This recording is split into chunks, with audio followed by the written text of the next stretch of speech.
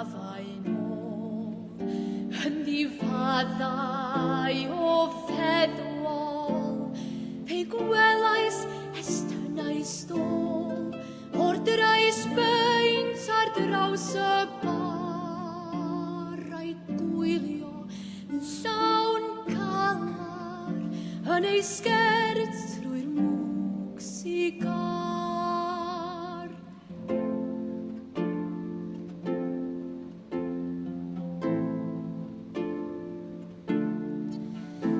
Yn ei llygau tanbaid hi, roedd na gefnfor o stori, a hyder a direidi yn ei llawder i'n herio, trwy ryw wyrth y doi'n tro, ond a dal i'w lle dwylio.